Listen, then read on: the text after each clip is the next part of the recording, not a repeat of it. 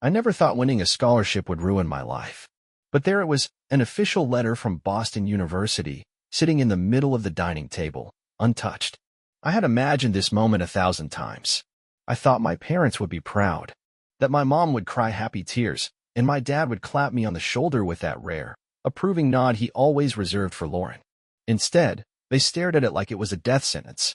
This was supposed to be Lauren's, my dad muttered, his voice sharp. I frowned, not sure I'd heard him right. What? Mom exhaled through her nose, rubbing her temples like she had a headache. She needed this, Tony. I let out a short laugh, but it died in my throat when I realized they were serious. I needed it too, I said, slower this time, like I was explaining basic math. I worked for it. I applied. I wrote the essays. You should have let her have it. My dad's voice was calm, but there was an edge to it, like I had done something deeply disappointing. I blinked. Let her have it? Lauren has always been the one with potential, Mom said, her voice softer now, like she thought that made it better. You're smart, Tony, but you don't need this the way she does. You always find a way to land on your feet. I could feel my pulse hammering behind my eyes. So, what? You think I just got lucky? You think I didn't bust my ass for this? Dad shook his head. That's not what we're saying. That's exactly what you're saying, I snapped. My voice was too loud, but I didn't care. Lauren had the same chance as me. She could have worked for it. She could have studied harder. But she didn't. And that's my fault. From the corner of my eye, I saw Lauren shift in her chair. She'd been quiet this whole time, but now she let out a slow breath. When she finally spoke, her voice was eerily calm. You knew this was my shot, she said, her nails digging into the table. You knew I needed it more than you. I turned to her, my jaw tightening. You wanted it. That's not the same thing. Lauren pushed back her chair with a screech and stood up so fast the table rattled. You stole it from me, she hissed, her face twisted with something that looked a lot like hatred. You just couldn't stand to see me get something you didn't. That hit me like a slap. I opened my mouth, ready to fire back, but then I saw my mom's face. The way she flinched. The way she looked at me, not Lauren, like I was the one who had crossed a line. And that's when I knew. I wasn't their son anymore. I was the villain in their story. I barely slept that night. I lay in bed, staring at the ceiling, my mind replaying everything over and over. My dad's disappointment. My mom's quiet betrayal. Lauren's voice, sharp as a knife. You stole it from me. It didn't make sense. None of it did. I had done everything right. I worked hard. I earned that scholarship. Why did they act like I had cheated? By the time the sun rose, I had convinced myself that it was just a bad reaction, that they'd cool off and see how insane they were being. They didn't. At breakfast, Mom barely looked at me. Dad sat at the table, flipping through the newspaper like I wasn't there. The only sound in the room was the scraping of Lauren's spoon against her cereal bowl. I dropped into a chair. So, this is how it's gonna be? Nothing. I let out a short laugh. What? You guys are seriously this mad over a scholarship? Mom finally turned, setting down her coffee with deliberate care. Your sister didn't come home last night. That threw me. What? Where is she? Her friends, Dad said flatly. She needed space after what you did. I stared at him. After what I did? Mom exhaled slowly, like she was trying to be patient. Tony, you need to fix this. I laughed. A bitter, humorless sound. Fix what? What do you want me to do? Call the university and tell them to take it back? That's not how it works, Mom. You could decline it, Dad said, still looking at his newspaper. My stomach dropped. You're kidding. Mom pressed her lips together. Lauren deserves this. I felt something inside me snap. And I don't. My voice cracked, but I didn't care. I worked my ass off for this. I earned it. You really think I should just hand it over? Dad folded the paper, finally looking at me. You need to think about what this means for this family. His tone was measured, almost casual, but something about it made my skin go cold. What does that mean? I asked slowly. Mom looked down at her coffee. You need to apologize to Lauren. For what? For taking what was hers. I stared at her. My mother. The person who was supposed to believe in me. Support me. Love me. I swallowed hard. You know what? Fine. If you want to keep pretending Lauren is some helpless victim, go ahead. But I'm keeping the damn scholarship.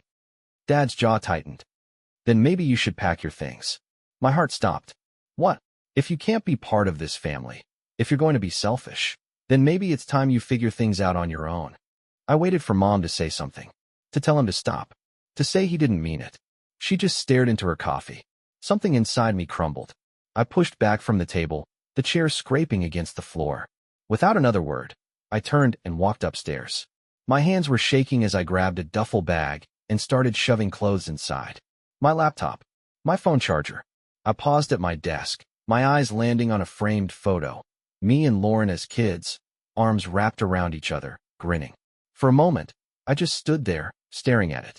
Then I picked it up, turned it face down, and walked out of my room. I didn't look back when I walked out the door. I told myself I wouldn't. That I didn't care. That if they wanted to throw me out over something so ridiculous, then fine. Let them. But as I stepped onto the sidewalk, duffel bag over my shoulder, reality hit me like a brick wall. I had nowhere to go. I stood there, frozen, gripping the strap of my bag so tight my fingers ached. My brain raced through options, friends, classmates, anyone who might let me crash for a night or two. But the truth was, I had never really needed anyone before. I had spent my whole life grinding, proving myself, making sure I could stand on my own. Now, for the first time, I had nothing. No home, no safety net, just a scholarship and a family who no longer wanted me. I pulled out my phone and hesitated. Then, with no better plan, I texted the only person I could think of. Hey, Ben, I know this is random, but I need a place to crash for a few days. Family stuff.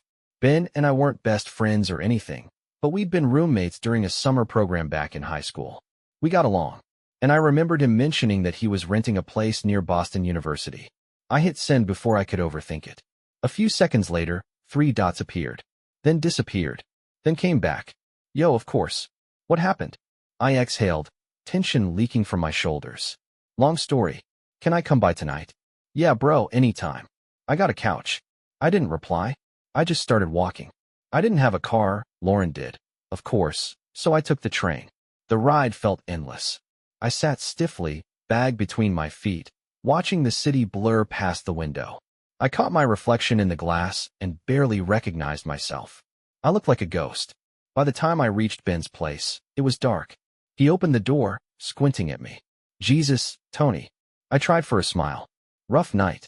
He stepped aside. Come in. The apartment was small, messy, but lived in. A half-empty pizza box on the coffee table. A pile of laundry on the chair. It smelled like takeout and old coffee.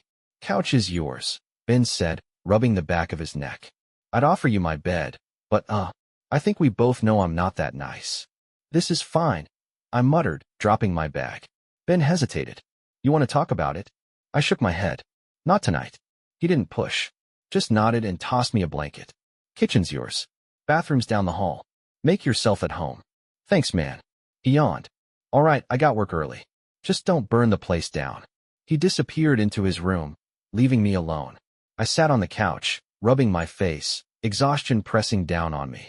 My phone buzzed. A message from Lauren. You should have just let me have it. I stared at the screen, something cold settling in my chest. I didn't reply. I just turned my phone off and lay down, staring at the ceiling. I had won the scholarship, but I had lost everything else. I didn't hear from my parents after that night. Not a single text. No missed calls. No where are you? Or are you okay? Nothing. It was like I had never existed. Ben didn't push me to talk, but I could tell he wanted to. He kept things easy, offering me a beer after his shifts, dragging me into mindless conversations about basketball or the new garbage reality show he was into. It helped. A little. But at night, when the apartment was quiet, it all came rushing back. I kept thinking about that last moment at home. The way my mom stared at her coffee while my dad told me to pack my things. Like I was a problem they had finally solved. I tried to be angry. I tried to hate them. But mostly, I just felt hollow. Then, 2 weeks later, Lauren showed up. It was late. I had just finished a shift at the coffee shop and was walking back to Ben's apartment when I saw someone sitting on the steps outside. My stomach tightened. Lauren. She was hunched over, scrolling through her phone, one leg bouncing anxiously. She looked different. Tired. Smaller somehow. I stopped a few feet away. What are you doing here? Her head snapped up. For a second, something flickered across her face. Relief? But it disappeared as quickly as it came. She scoffed. Well, no hey, how are you, Lauren? I stared at her. I don't owe you that. She rolled her eyes, standing up. Whatever. I needed to talk. About what? I crossed my arms. How I ruined your life. She let out a slow breath. You didn't ruin my life. Could have fooled me. Lauren hesitated, like she was debating whether to say whatever was on her mind. Then, finally, I flunked out. For a moment, I wasn't sure I'd heard her right. What? She shrugged, staring at the ground. My grades tanked. I lost my scholarship. They're not letting me back in next semester. I didn't know what to say. Lauren, the golden child, the one our parents believed in so much that they threw me out to protect her potential. Now she was failing? She looked up at me. I didn't tell Mom and Dad yet. I folded my arms. Let me guess, you want me to do it for you? She let out a dry laugh. Yeah, right? Like they'd listen. She wasn't wrong. I exhaled. So, what do you want, Lauren? She hesitated. Then quietly, I don't know. For a second, I saw her the way she used to be. Not the person who stood by while our parents threw me out. Not the person who texted me, you should have just let me have it. Just my sister. I should have walked away. I should have told her to deal with it, the way I had to. Instead, I asked, do you need money? Lauren's head snapped up. What? Money? I repeated. Do you need it? She opened her mouth. Closed it. Swallowed. No. I didn't believe her. I sighed, running a hand through my hair. If you ever do, just let me know. Lauren stared at me for a long time. Then she nodded. And for the first time in months, she didn't look at me like I was the villain. Lauren didn't ask for money that night. Not the next week. Not the next month. But I knew it was coming. I saw it in the way she texted me random check-ins, always late at night. Hey, you up? Then nothing. Or how's school? Like she actually cared. I wasn't an idiot. I knew she wasn't just checking in. Still, I answered. Maybe because some stupid part of me wanted to believe she did care. That she missed me. Then, 3 months later, the real message came. I need help. I sat in my dorm, staring at my phone. I should have ignored it. I should have let her figure it out on her own. But I didn't. Where are you? She sent me an address, a cafe downtown. I grabbed my coat. When I got there, she was already waiting, hunched over a cup of coffee. She looked worse than last time, thinner, paler. Her nails were bitten down, her leg bouncing under the table. She looked up when I walked in. Hey. I slid into the chair across from her. What's going on? She exhaled, rubbing her hands together. I told Mom and Dad. I stiffened. And she let out a bitter laugh. And they lost their minds. Of course, they did. They said I humiliated them, she continued. That I wasted everything they gave me. That I should have been more like you. I blinked. Wait, what? Lauren laughed again, but there was no humor in it. Guess it's your turn to be the favorite. I didn't know how to respond to that. I'd spent my whole life invisible to them, never enough. And now, I was suddenly their success story? It didn't feel good. She sighed, gripping her coffee cup. They're cutting me off, Tony. There it was. I clenched my jaw. What do you need? She hesitated. Just enough for rent. And maybe some classes. I want to go back to school, but she had no safety net. Not anymore. I studied her. The sister who had taken everything for granted. The sister who had stood by while I was thrown away. I should have walked out. I should have told her to figure it out herself. Instead, I pulled out my wallet and slid a few hundred across the table. Lauren stared at it, then at me. Tony. I'm not doing this forever, I said. But I'll help you this once. After that, you figure it out. She swallowed. Nodded. Okay. For a moment, we just sat there. The weight of everything between us thick in the air. Then she picked up the money, tucked it into her bag, and whispered, thank you. And for the first time, I thought, maybe she actually meant it.